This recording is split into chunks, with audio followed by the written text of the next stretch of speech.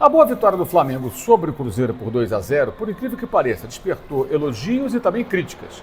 Críticas ao ex-técnico, críticas ao atual e novo técnico. Impressionante, né? Tem torcedor que nunca está satisfeito. É a Flamimimi em plena forma, né? Reclamando como nunca, reclamando quando perde, reclamando quando empata, reclamando quando vence, reclamando até quando ganha títulos. Pois é, paciência, né? Temos que conviver com isso. É o jeito. Mas vamos falar um pouquinho sobre esse cenário, sobre essa condição e também sobre a declaração do José Boto num áudio vazado a ele atribuído. Como eu vinha dizendo, gente, nesse comecinho desse vídeo, o pessoal reclama de barriga cheia, reclama de qualquer maneira, reclama quando vai bem, reclama quando vai mal. E é o que está acontecendo. O Flamengo fez um bom jogo, Leonardo Jardim é um técnico diferente do Felipe Luiz, obviamente, teve pressão alta, inclusive na jogada que originou o primeiro gol da partida, com participação do Pedro, que é muito relevante, e na sequência com a vantagem no placar, sabendo que o time do Tite, normalmente, o Cruzeiro, gosta de ter a bola, o que fez o Leonardo Jardim? Deixou a bola com o time da equipe mineira, jogou em transição e teve jogadas de velocidade, teve jogadas de pressão alta, teve jogadas trabalhadas. O Flamengo teve o repertório, criou situações, correu um risco só numa defesa do Rossi no primeiro tempo. Fora isso, o Cruzeiro não criou claras situações de gol. E o Flamengo mandou 2 bolas na trave, teve uma bola salva praticamente sobre a linha pelo Fabrício Bruno, teve chute perigoso do Pulgar defendido pelo goleiro. Então, o Flamengo teve volume e situações e ganhou por 2-0. A vitória foi merecida, a atuação foi boa e importante no momento de transição no trabalho de um técnico para outro. É importante entender isso. As coisas caminham de uma forma bem razoável, bem aceitável para esse contexto. Jogando do jeito que era possível, podemos dizer assim, numa semana de muita crise, o Flamengo ganha o Campeonato Carioca nos pênaltis, superando o Fluminense, e agora derrota o Cruzeiro pelo placar de 2-0, um adversário que está muito mal colocado, mas é um dos melhores elencos do futebol brasileiro, terceiro colocado no último Campeonato Nacional, campeão mineiro e que vai disputar a Copa Libertadores da América. Então, não foi uma vitória qualquer. Importante triunfo rubro-negro com uma atuação bem convincente. O que é que eu espero daqui para frente? Que o técnico Leonardo Jardim faça aquilo que eu sempre espero de qualquer treinador. Tenha repertório, diversidade de jogo. Jogar de diferentes formas de acordo com o adversário, com o campo, se é um grama natural boa, ruim, se é piso de plástico, se é jogo de mata-mata, se é jogo de pontos corridos, se está chovendo, se está calor, se está frio, se está sol, né? Se é em casa, se é fora, né? Se é na altitude. Vários elementos influenciam numa estratégia de jogo e você tem que ter essa diversidade para se comportar de acordo com o momento. Não é problema nenhum jogar com menos posse de bola, jogar em transição. O problema é se o Flamengo com esse elenco jogar só assim. Não é o caso. Teve só 44% de posse de bola, mas num contexto muito específico desse jogo, no começo do trabalho.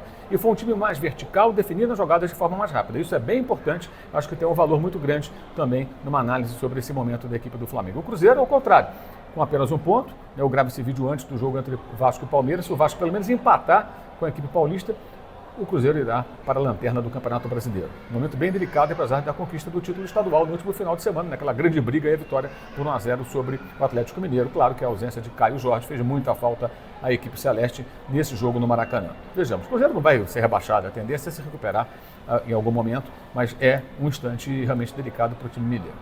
Outro assunto dessa quinta-feira é um áudio vazado, né, que foi divulgado pela ESPN, atribuído ao José Boto, no qual ele diz mais ou menos o seguinte: é normal sobre Gerson, quando o Gerson sai do Flamengo, que o profissional queira ganhar mais, queira negociar uma condição melhor e tal. Gente, o que ele falou é uma obviedade. Se aquele áudio de fato é do Boto, não está falando nada demais. O Boto tem os seus erros, já o criticamos bastante aqui, mas nesse ponto, problema nenhum, né? O mais importante nesse contexto, na minha visão, falei isso à época e repito aqui, foi que quando houve a pressão por intermédio dos representantes do jogador para ser negociado, primeiro ganhar aumento, quando ele tinha uma remuneração inferior a outros atletas, porque outros atletas chegaram ao Flamengo sem custo de multa rescisória. Então o cara negocia o salário e as luvas, que substituem, de certa forma, que você pagaria um outro clube para retirar o jogador de um clube para o outro. É o caso do Jorginho. O Jorginho chegou livre, então ele negocia o quê? Uma remuneração maior, porque o Flamengo não pagou ao Arsenal, ele saiu livre do Arsenal. Ao contrário do que aconteceu, por exemplo, com o Gerson. O Flamengo pagou, à época, 15 milhões de euros ao Olympique de Marseille para ter o jogador de volta. Então, claro que aí ele não fica com todo o dinheiro para ele vai ganhar menos. Isso é natural. Ainda assim, o Flamengo aceitou, fez com ele um acordo, prorrogou o contrato, melhorou a remuneração do jogador e logo depois queria ir para a Rússia. Depois falaram também que tinha proposta da Arábia Saudita, mas já tinha acertado com os russos. Uma confusão danada. Aquelas coisas que o pai dele vai dando entrevista, fala sozinho, com ele mesmo no podcast, fala aqui, fala ali. Tem uns amiguinhos na imprensa que ficam reproduzindo as coisas que ele fala como se fosse tão relevante, não é. Enfim, mas cria um tumulto. E aí o Flamengo fez o quê? Tá bom, vamos pensar aqui no valor razoável. A multa era de 200 milhões, ninguém iria pagar isso. 25 milhões. Gente, o Gerson chegou a mais ou menos 25, quase isso, quando foi vendido na pandemia para o Olympique. Mais velho, sem passagem consistente por seleção brasileira, apenas esporádica, sem Copa do Mundo, sem ter se firmado na Europa em 2 passagens anteriores, pelo futebol italiano e futebol francês. Apesar de bons momentos, ele não se firmou. Dificilmente alguém pagaria 25 milhões de euros pelo Gerson. Então o Flamengo colocou esse valor e falou, quero à vista. O Zenit foi lá e pagou, o Flamengo vendeu, acabou, tchau, segue sua vida. Ficou uma irritação por parte do clube e da torcida? Muito claramente ficou. E por quê? Porque o Flamengo trouxe ele de volta, o Flamengo aumentou o salário dele, o Flamengo fez a prorrogação de contrato e ainda assim houve essa pressão pela saída dele. Mas o que diz o Boto nesse áudio, partindo do princípio de que esse áudio de fato seja a voz do Boto, né? Parece que sim, nada demais. Todo mundo tem o direito de pleitear um salário melhor, de correr atrás do que é melhor financeiramente para si. É óbvio, nada demais. Mas, vírgula, na hora de negociar, ele negociou muito bem, colocou um valor alto e o Flamengo recebeu o dinheiro à vista, segue o Gerson e vai em frente. Ah, mas o Cruzeiro pagou mais ainda para o Zenit. Aí, se o Cruzeiro comete a loucura, eu acho uma loucura, de pagar todo o dinheiro que pagou pelo Gerson ao clube russo, problema do Cruzeiro, do seu dono. Eu achei que foi muito caro. Como o Flamengo ofereceu dinheiro demais pelo Caio Jorge, o Cruzeiro também não aceitou.